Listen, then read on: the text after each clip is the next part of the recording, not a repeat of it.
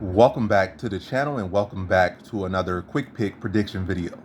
In this video, I'll be predicting the lightweight bout between Drew Dober versus Rick Glenn. And how I feel about this one right here is I'm going low confidence. And I know a lot of people are going high or lock, but it's really like both of these guys got knocked out the last fight. So it isn't like Drew Dober has, at points he was proving like, oh, this guy, he's actually changing his career around. But for the most part, Drew Dober has been a middle of the pack, lower of the pack lightweight for his whole tenure in the UFC.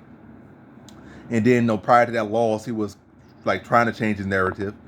And I guess they say, pretty much same old Drew Dober. He gets you get a little bit of momentum, then he falls flat on it. But yeah, so I ain't gonna put no great confidence or any confidence really in Drew Dober here. Maybe just put a KO prop because he got knocked out.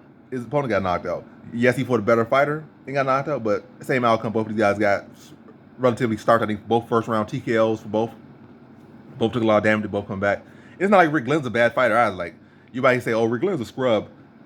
But Rick Glenn, after he had been a pretty decent fighter his whole career, like, he's been a solid fighter, at 45, 55. He's been a solid fighter. And who knows what adjustment he's going to make. And the age, I think they both the same age as well. So it's not like, oh, well, Rick Glenn's at least 40 and Drew Dober is 31. They both just like the same age practically. So everything you kind of thinking is not really there. Then Drew Dober, matter of fact, is kind of even worse a little bit because he relies on his chin. And I think that's what caused him to get knocked out in his last fight.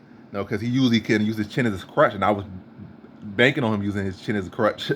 And, that big, sturdy, big jaw of his to support him, but it didn't. And you can say, oh, Favola has more power, but who knows? Like, fresh off a knockout loss or TKO loss, your chin always come back the same the next fight.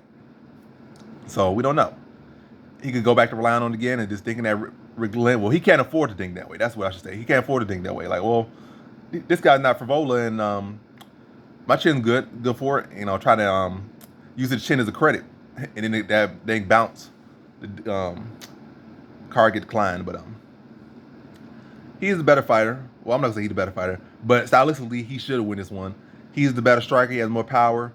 This is his weight class that he's been at his whole career for the most part, and yeah, he's been doing better work. Rick Glenn took a long layoff, came back, had a good, decent performance, and then I starched.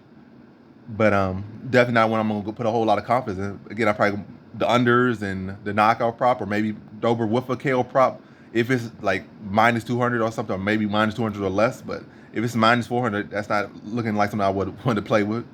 But really, again, not a whole lot of confidence. One can't really put too much confidence into Dober. It's not like he ever really been that trustworthy commodity. He might have won y'all a couple things, but and then you can't even say Drew Dober was truly that trustworthy fighter that really was excelling, especially a fighter who been around this long and was stuck in the same position so long that you really can't say a guy like that was ever a trustworthy fighter. So going Dober here, going knockout, going to say like second round TKO. I think it's gonna be more competitive than people are banking it's gonna be, and I think it's definitely gonna like a very close fight until it's not.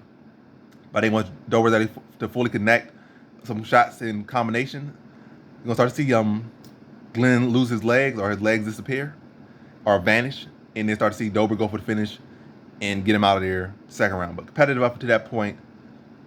But then once Dober starts to really connect, the fight's gonna shift and Dober's gonna get that finish. So in this one, I have Drew Dober via second round TKO.